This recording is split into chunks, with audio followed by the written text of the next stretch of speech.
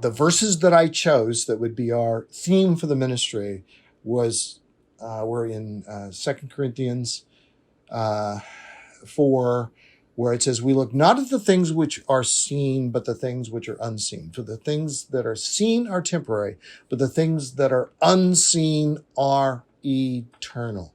And that's why we named it Eternal Perspective Ministries.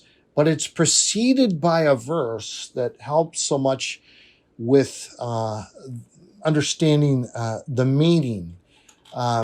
These light and momentary afflictions. Now think of Paul's life, who's talking, and the afflictions that he went through are unbelievable. You'll look at the list of those in 2 Corinthians. It's unbelievable. But these light and momentary afflictions are achieving in us an eternal weight of glory that far outweighs them all.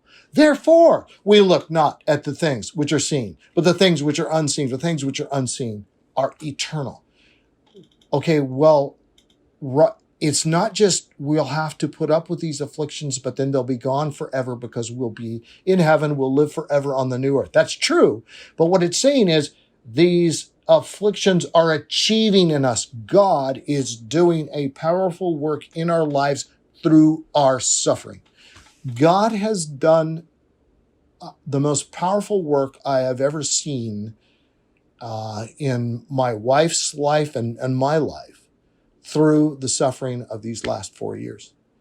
He is achieving eternal purposes. When I see her in the Word every morning, I see her journaling. She reads to me from her journal. I've turned some of the things that she's written in her journal and asked her if we could use them as blogs on our EPM website. She wrote one recently called My Cancer is God's Servant, based on a passage that says all things are God's servants. He uses all things.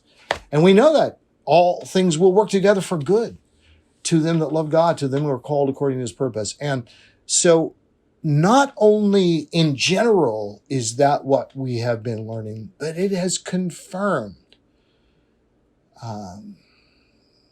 how grateful we are that God let us open our eyes years ago to the joy of giving. And we'll sit and we'll hear reports from different parts of the world and a book that I hand out to somebody somewhere, and then somebody that had their car break down last week and took a woman and her children to their house, sent them some books, and hearing the stories of lives being changed through the divine appointments God gives us and through the wealth he's entrusted to us.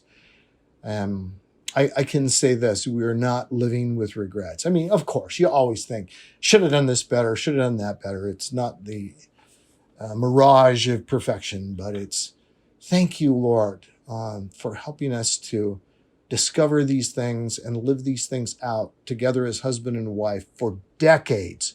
Even though it was costly, could no longer be a pastor, could no longer make a normal wage for 20 years. But God provided, and God is gracious and kind and sovereign, and we trust him 100%.